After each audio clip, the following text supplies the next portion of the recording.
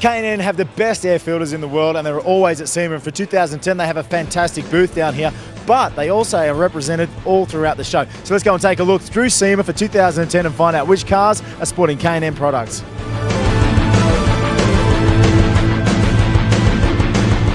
So we found Bodie Stroud, who's created this masterpiece. It's called The Real Thing. 69 Mustang, mate. It looks fantastic. Good job. Thank you very much. Yeah, we've it's been pretty cool, the response we've had to this thing here at the show. We did a lot of work. We built the car in 4 months. As you can see, we've chopped it, we've widened it. It sits on our own custom chassis that we custom built. And one of the coolest things about the whole car is the engine. It is it's a rare 1 of 10 all aluminum Boss 494s that was built for Mario Andretti's Can-Am car. Yeah, it was pretty cool. He was here yesterday and he sat in it and everything and saw the engine, and it brought back a lot of memories. I noticed the trumpets, you've got a special little filter in each trumpet. Yeah, Can-Am filter. Yeah. Specially made?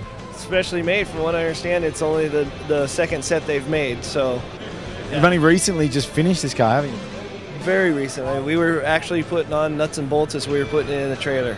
And where are we going to be seeing this beauty next? We kind of got it scheduled with Mario right now to do the first test drive on it. So we're going to have him run it at the track and see how it goes. How that goes. So it's going to get driven. It's going to get driven. Oh yeah, no, it's got too much horsepower not to drive it. It dynoed at 777 horsepower. Yeah. Wow. Thanks, buddy. Keep your eyes peeled for The Real Thing hitting a racetrack near you very soon.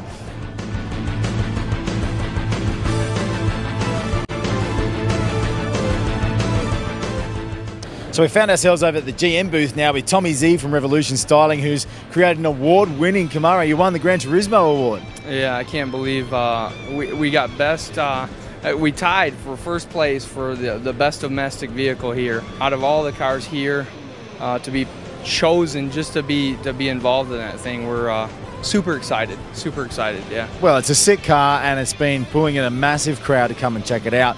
I mean, twin turbo, fantastic. Yeah, no one's done the top mount twin turbo like we did. We had to relocate the computers, the brake booster, a bunch of other stuff that's supposed to be here isn't there. It's fantastic. How long does it take to pull something like this together? The car was at the engine shop for about 2 weeks, and then we had 9 days to take it from basically a bone stock Camaro to what you see here.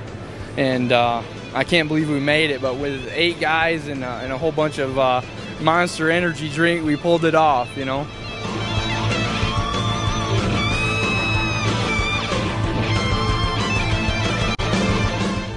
So this is a lucky man who got pole position at SEMA show this year. He's right up the front, Dale Snoke from Duraley Performance, and this is the Rocket. Tell us a little bit about that.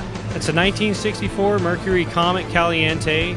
It wasn't a vintage drag car, but it's a recreation of one. It's real hard to come around and buy vintage drag cars these days, but it's a pretty accurate depiction of what you would have seen 1964, 1965, which would have been the birth of funny cars as we see them now today. You moved the back and front axle forward, didn't you? Correct. A small amount. Back then in the 60s, they were trying anything to basically to make money. They were supplementing their incomes, and if it didn't work on one week on a Friday night, they would come back the following week with something different, and that's what it is. And one of the first things you notice as you come up here is the raised front. That's a very unique style.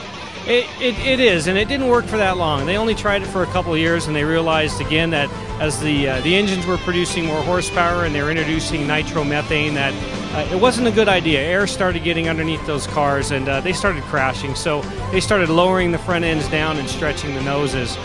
But it was a heyday of drag racing, a 2-year period, a wonderful time, and a lot of people remember that, and it brings back a lot of memories with this car. Well, we've barely scratched the surface on the K&N equipped cars down here at the show for SEMA 2010, but you can check out the full line of products at knfilters.com.